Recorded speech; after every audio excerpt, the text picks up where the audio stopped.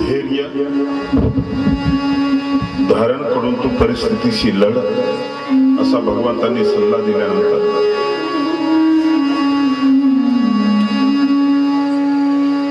थोडासा हतबल झालेला उद्धव बहाणे सांगायला लागला. वैराग्य आणि त्याग तू सांगतोस भगवंता, तसं इतकं ते सोपं नाही. संसारिक जीवनामध्ये या गोष्टी टाळणं आम्हाला शक्य नाही.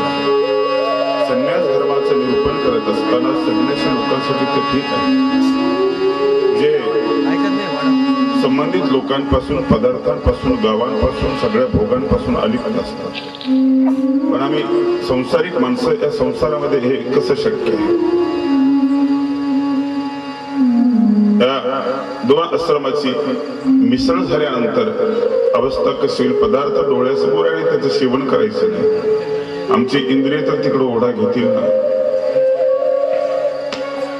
मन तर तिकडं ओढ घेईल ना, सतत त्याचं चिंतन करेल ना. मग पदार्थाचं अस्तित्व जवळ असताना अलिप्त राहणं हे कसं शक्य आहे? हाच प्रश्न गीतेमध्ये अर्जुनाला भगवंतांनी केलेला होता की हे मन अत्यंत चंचल आहे. प्रमाधी बलवत दृढम तस्यहम निग्रहम मन्ये वायू. वाऱ्याला थांबवणे इतकं अवघड आहे. वाऱ्याला जसं आपण थांबवू शकत नाही असे अवघड आहे. आणि यालाही उत्तर भगवंतांनी त्यावेळेला दिलेलं होतं. अभ्यास येईल तू कौंतेय. त्याचं म्हणणं मान्य केलं. असंशयम महाबाहो मनोदूर निग्रहम चलम. खरंय तुझं, परंतु अभ्यास आणि वैराग्य याच्या बळावर आपण मनाला स्थिर करू शकतो. अर्जुनाने आपला प्रश्न थोडक्यात मांडला. इथं उद्धव थोडासा विस्ताराने या ठिकाणी विचारतोय आणि भगवंत त्याला उत्तरे कशा पद्धतीने देत आहेत. अनेक दृष्टांताचे दाखले देऊन भगवंतांनी उद्धवाची समजूत काढण्याचा प्रयत्न केला. फुलावर बसणारा भ्रमर काटेरी फुल जरी असलं तर त्याला न भीताना बसताना त्याचा रसास्वाद घेतला. संसारामध्ये तुला अडचण कुठली आहे? संसारामध्ये राहून आपण त्याला अवरघडू शकतो. आणि त्याग हा संन्यासी जीवनासाठीच आहे. त्यागाची भावना संसारिक जीवनाला नाही का? एकाचा त्याग, दुसऱ्याचा भोग, त्याचा त्याग, तिसऱ्याचा भोग, ही परंपरा चालत आलेली नाही. संसारिक जीवनाला अत्यंत उपकारक आहे तो. त्यातच रमणारा, त्याच्यामध्ये एक रूप होणारा, त्यात गुंतून जाणारा जीव जर असला तर मग मोक्षाकडे कधी सरकायचं? तीन बंधाने युक्त असलेले हे मानवी जीवन, अविद्या बंध, अधीन बंध आणि अज्ञान बंध, या बंधातून मुक्ती पाहिजे की. महिमभट्टाला सुरुवातीला भेटीमध्येच भगवंताने जो प्रश्न विचारला श्री चक्रधर प्रभूंनी, अत्यंत संस्कृती छेद होय अशी काही प्रतीती आली. थोडंसं तर्कटी केली, थोडासा अहंकार होताच, आणि थोडीशी तर्कटी केल्यानंतर संस्कृत मध्ये बोलण्याचा प्रयत्न केला. तिथे प्रभूने संस्कृत मध्ये संभाषण सुरू केलं आणि महिमभट्टाला जी माहिती नव्हती असे काही प्रयोग भगवंतांनी वापरले. त्यावेळेस तोही चकित झाला आणि मग त्यांनी प्रश्न विचारला की काय करायला पाहिजे. आणि त्यानंतर मग भगवंतांनी त्या संस्कृती बंधनातून छेद करण्यासाठी, त्यातून मुक्त होण्यासाठी जो उपाय सांगितला तो दास्याचा उपाय सांगितला. दास्याचा उपाय सांगितला. आपण काल कर्म या शब्दावर आपण बोललो. कर्मकुसुमांची लाखोली वावी माझा चरण कमळी, दीपवती उजळावी भरी भावरत्नांची. या कर्मातून मुक्त होण्यासाठी आपण तर मुक्त होण्याचाच प्रयत्न करतो की. एखाद्या पाहुण्याच्या घरी गेलो, मनासारखं नसलं तर पटकन निघण्याचा प्रयत्न करतो आणि बहाणे आपण सुरू करत असतो. उन्हातून मुक्त होण्यासाठी सावलीकडे येण्याचा प्रयत्न करतो. दहा कमी करण्यासाठी थम्सअप घे, अमुक घे. बिमारी झाली तर दवाखान्यात जातो आपण. नाही ते प्रयत्न करतो. कुठल्या तरी व्याधीतून मुक्त होणं हे आपलं ध्येय आहे. कुठल्या तरी व्याधीतून.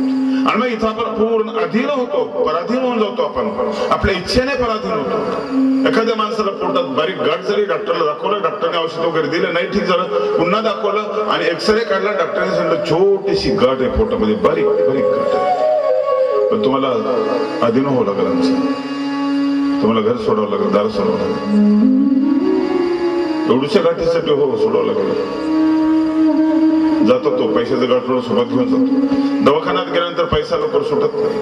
डॉक्टर म्हणतो तुम्हाला ऑपरेशन थिएटर मध्ये न्यायचं आहे, तिथे तुम्हाला झोपवायचं आहे, हे सोबत घ्यायचं आहे. जणू तो सूत्र सांगतोय, द्रव्य अस्तित्व माझावी, पैशाचा त्याग करा, घराचा त्याग करा. न कळत अस्थि पलीकडे सरकत येते. आपण हे करत नाही का?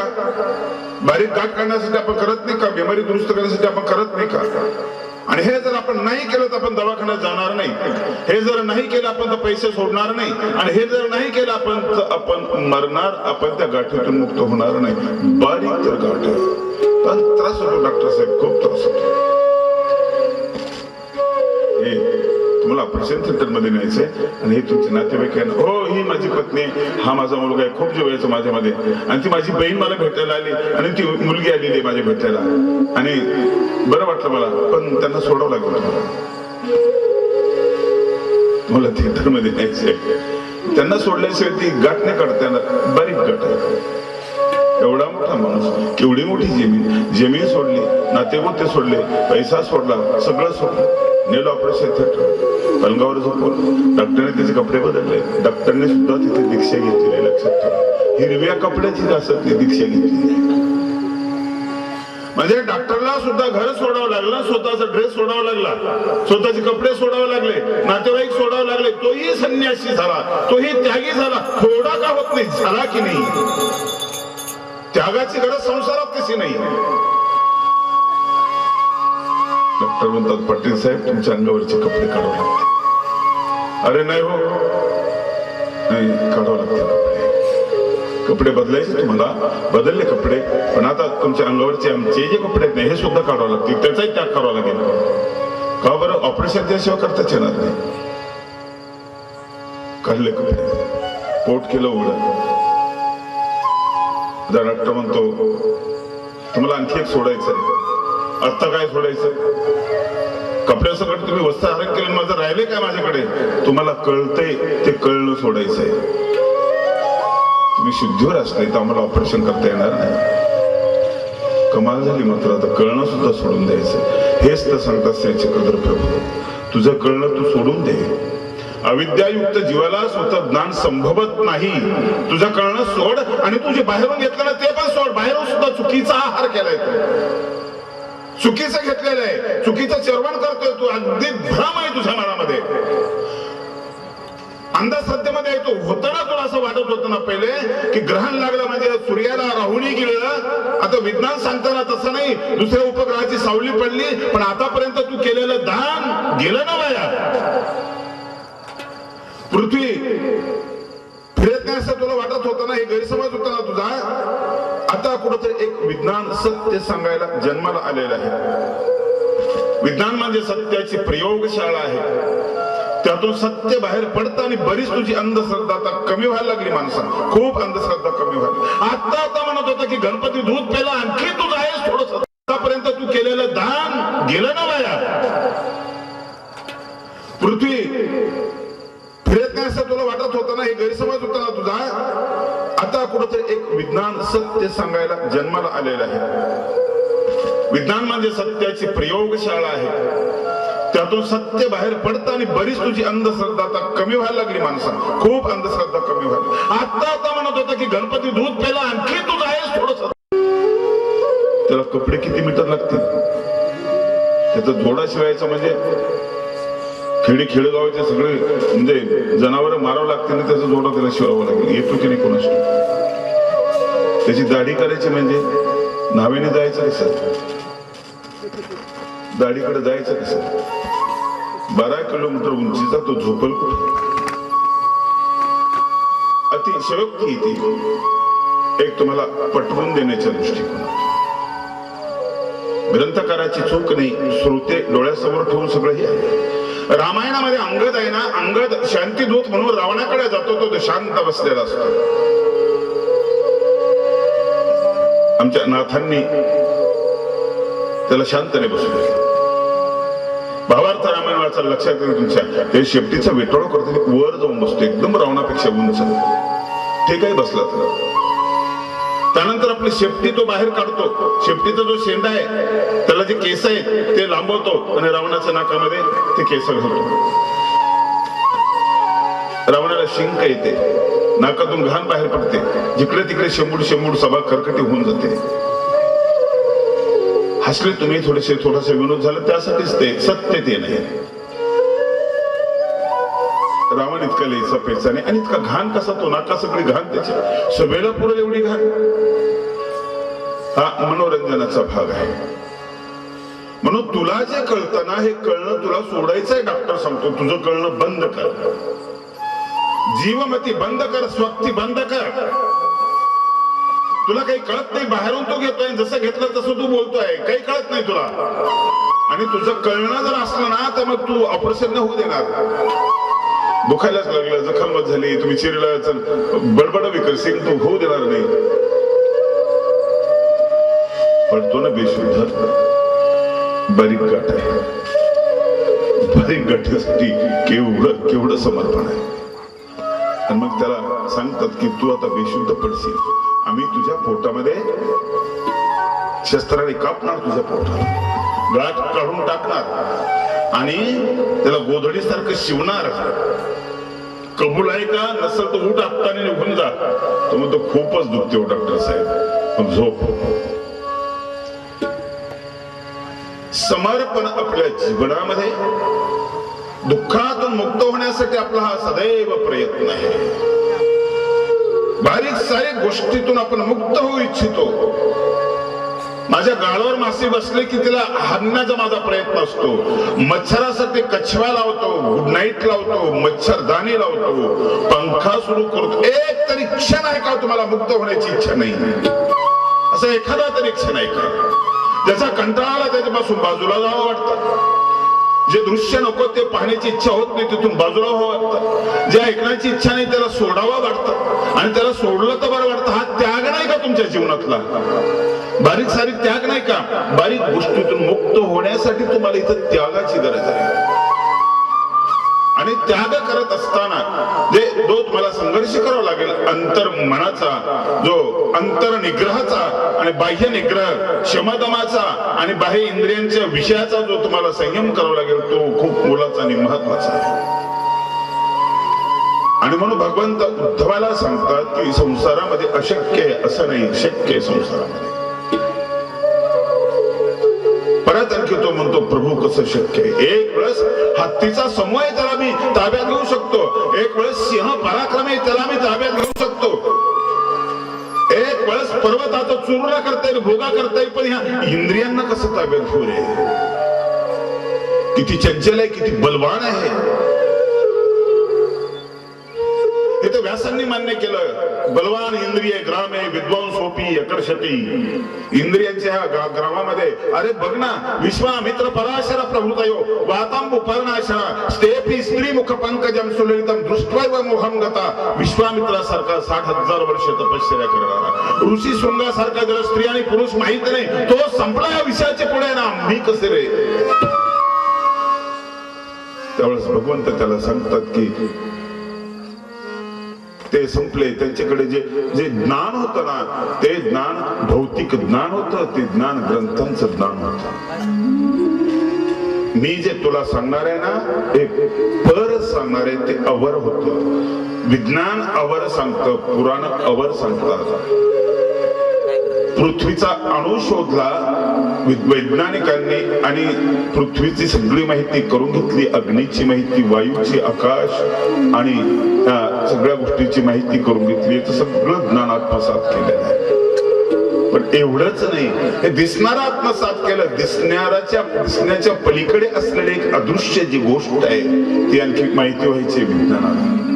विज्ञान सत्य सांगतं, विज्ञानाशी स्पर्धा करणं वाईट आहे, स्पर्धा करणारा पराभूत होतो, ही गोष्ट खरी आहे. माईकवर बोलत असताना विज्ञानाची निंदा मी करणार नाही.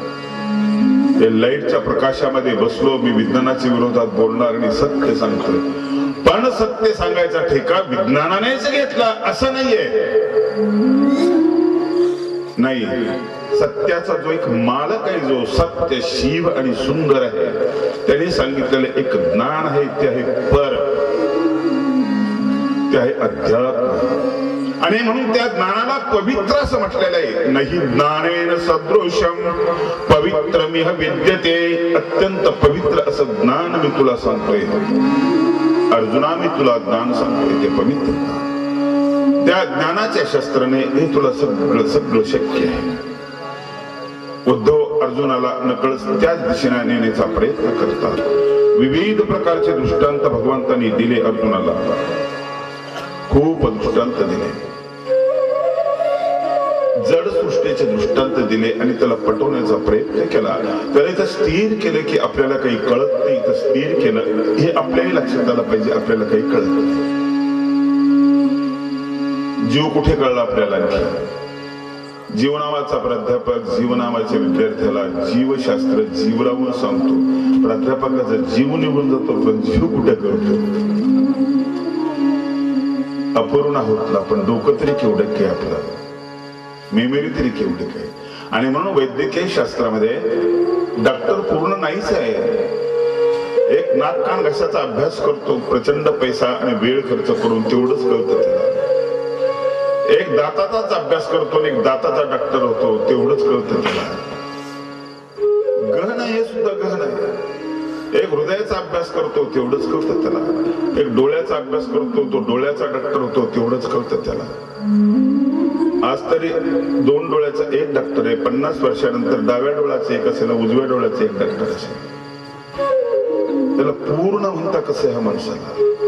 कॉलेजमध्ये शिकवणारा प्राध्यापक तरी पूर्ण कुठे आहे? कुठे पूर्ण होतो? एका एका विषयाचे एक एक प्राध्यापक आहे. एक एक विषय इतका गहन आहे, खूप गहन विषय. कुठे आहे माणूस पूर्ण? कुठे माणूस? कृष्णाकडे आम्ही बघतो त्यावेळेस तो आम्हाला पूर्ण दिसतो. सगळ्याच क्षेत्रामध्ये तो परिपूर्ण दिसतो आम्हाला. आणि म्हणून तो जे सांगतो ना ते असीम सांगतो, जे सांगतो ना ते सत्य सांगतो, जे सांगतो ते तत्वज्ञान सांगतो. धूसर बनलेलं तत्वज्ञान तो भगवंत सांगतो. असं तत्वज्ञान उद्धवाला भगवंत या उद्धव गीतेमध्ये सुद्धा सांगतात. म्हणून आपल्याला ज्या ओवीवर स्थिर व्हायच्या ती ओवी अशी: अज्ञानावरी करुणी आवेशू दाखवी ब्रह्मविद्येचा मोसू तो करावा संन्यासू भरत्या परी. अज्ञानावर हल्ला कर, तुझ्याच अज्ञानावर तू हल्ला कर ज्ञानाच्या मदतीने. का बरं? अज्ञानाची काय अडचण आहे? अज्ञानावर कळत नाही आपल्याला. अज्ञानातून 2 वाईट गोष्टी निर्माण होतात. एक मोह निर्माण होतो आणि अहंकार निर्माण होतो. 2 गोष्टी निर्माण होतात, मोह आणि अहंकार. आणि ह्या 2 गोष्टीने तर सगळं जग परेशान झालेलं आहे. सगळं जग परेशान झालं. मोहामुळे तो ऋतून बसला, अहंकारामुळे तो वास्तवाला भुललेला आहे, सत्य त्याला कळून राहिलं. त्या 2 गोष्टी ज्याच्यातून निर्माण होतात ना त्याला संपवण्याचा प्रयत्न करतो. संपव त्याला. आणि होऊ शकतं घरी आहे, घरी होऊ शकत. आणि म्हणून भक्ताचं लक्षण सांगत असताना तुकोबांनी सुद्धा गोड सांगितलं: भक्त ऐसे जाना जे देही उदास, भक्त ऐसे जाना दे देही उदास, भक्त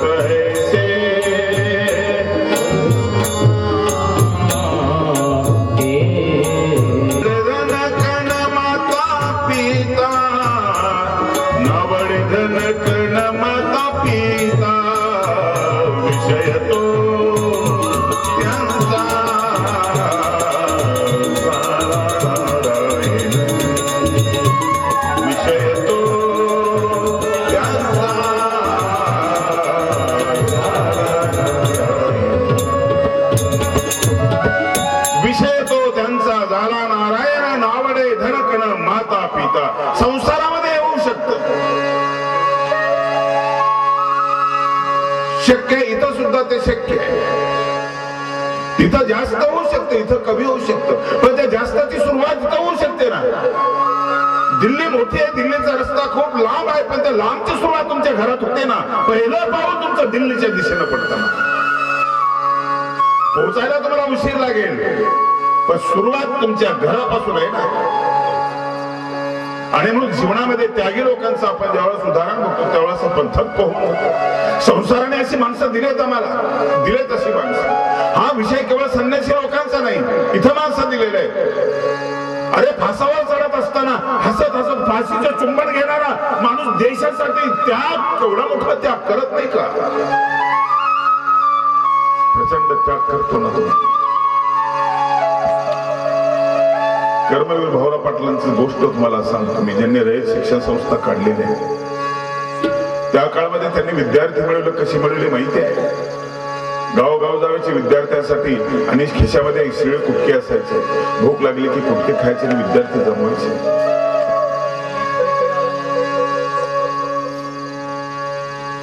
एक भिल्ल होता क्रांतिकारी आणि त्या भिल्लाला फाशीची शिक्षा झालेली होती. तो जेलमध्ये होता. कर्मवीर भाऊराव पाटील त्याच्या भेटीसाठी गेल्याचं कारण असं की लहानपणी त्यांना अंगा खांद्यावर त्यांनी खेळवलेलं होतं. तो सहवास होता. दादाला भेटायला जायला पाहिजे. भाऊराव पाटील आता बरोबरीचे दिसत होते. पायामध्ये कोरी चप्पल होती, कोल्हापुरी. गेले आणि समोर उभे राहिले. तो गदाचे आत आहे, गदाच्या बाहेर. कसाच दादा तो.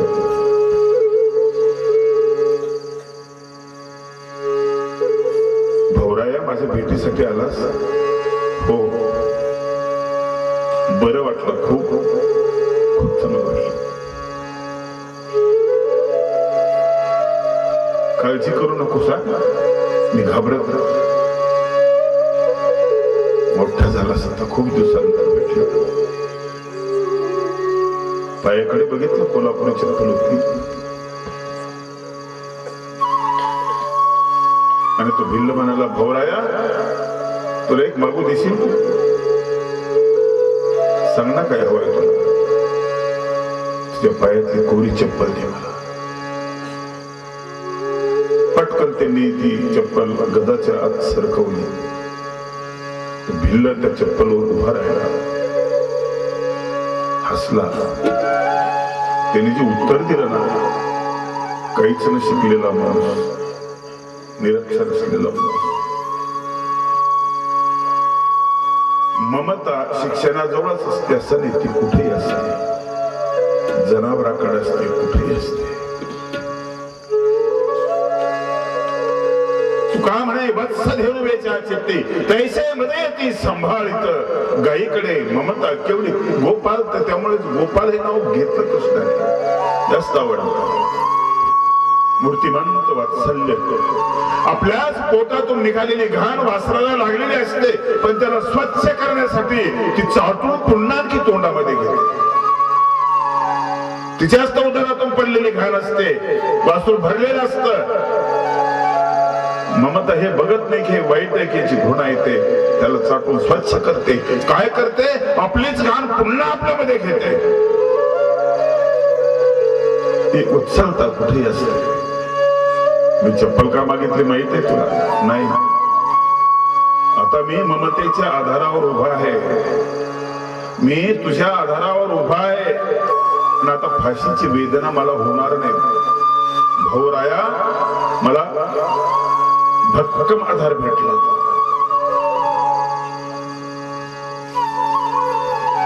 भाऊराया घरी आले. भाऊराव पाटील, हे तर काम तुम्हीही करू शकाल.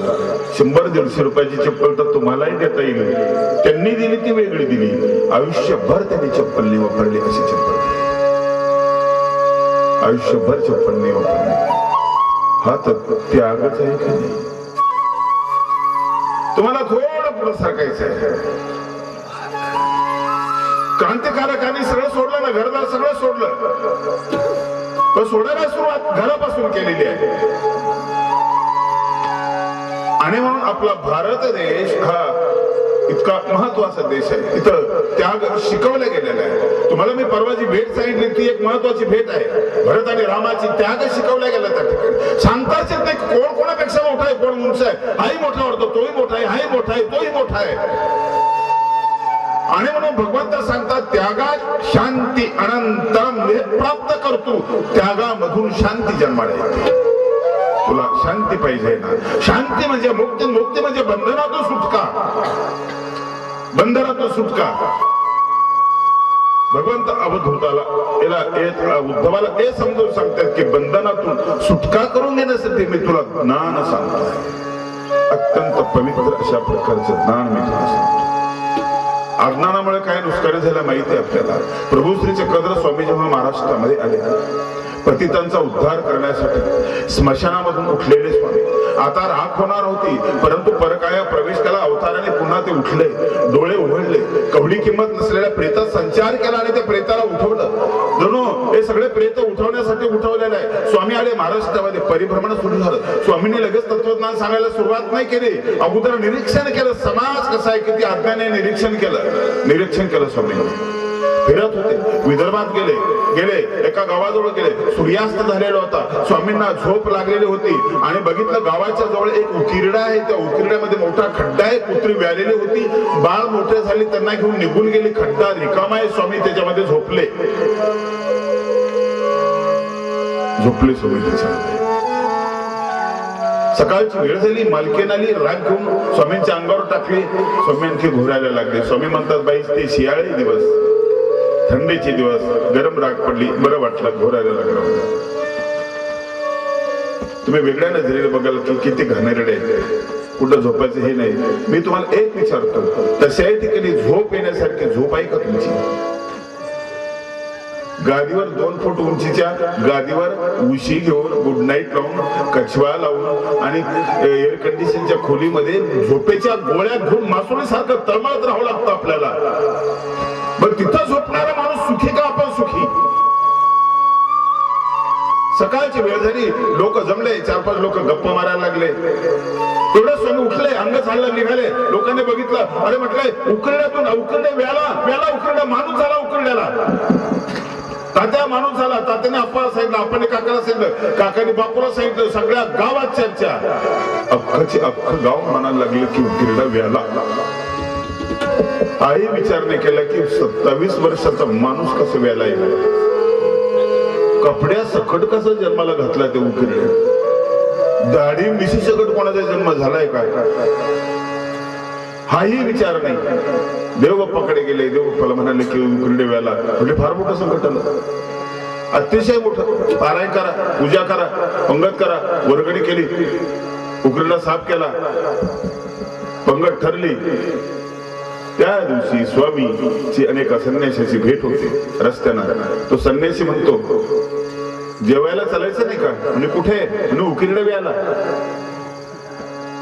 स्वामी आले, पंक्तीला बसले, पत्रवळ टाकलेले, जेवण केलं, बोलले काहीच नाही, फक्त स्वामी पाहत होते. माणसाच्या अज्ञानातून निर्माण झालेल्या समस्या शोधत होते, समस्यांनी घेतलेलं धर्माचं रूप पाहत होते. अंधश्रद्धेच्या गर्तेमध्ये पडलेला समाज सगळं स्वामी बघत होते. एक बिमारी झाली की एक देव जन्माला येत होता, एक बिमारी झाली की एक देव जन्माला येत होता. खोकला झाला की खोकलाही जन्माला येत होता, चिपडं झाली की चिपडाही जन्माला येत होते. माणसं पटापट मरायला लागले, कुठलं बिमारी आली, कॉलरा वगैरे झाला तर मरी आई जन्माला आलेली होती. मरी आईची पूजा सुरू झाली. बिमारीतून देव जन्माला आले, मरी आलेले जन्माला, ठसकाही जन्माला आलेले आहे, हे सगळे देव जन्माला आलेले आहे. आणि जेव्हा डॉक्टर आले, आता हे सगळे देव गायब झाले, कुणाचंच काम नाही राहिलं. नाही तर स्पेशालिस्ट होता प्रत्येक देव.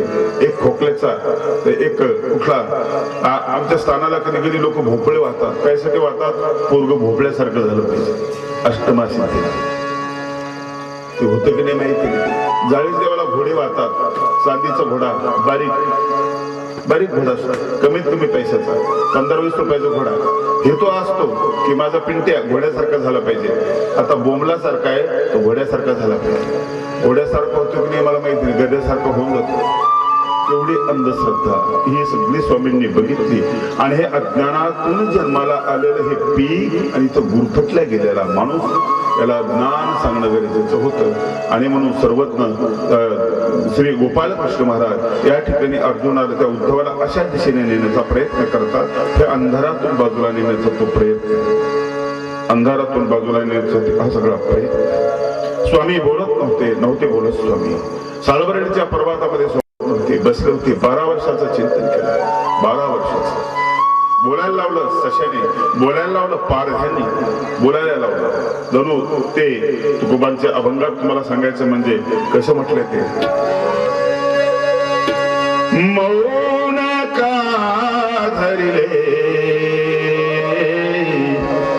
विश्वाची जीवना, मौन का धरले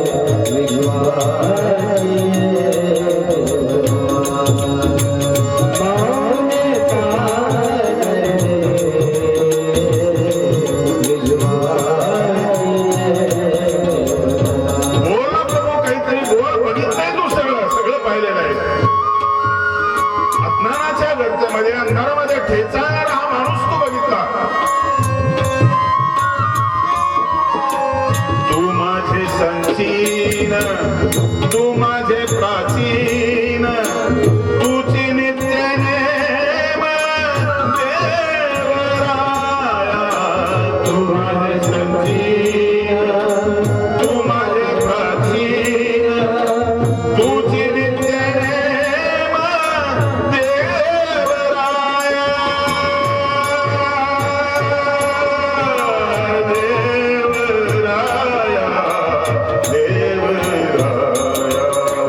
मौन का धरले विश्वास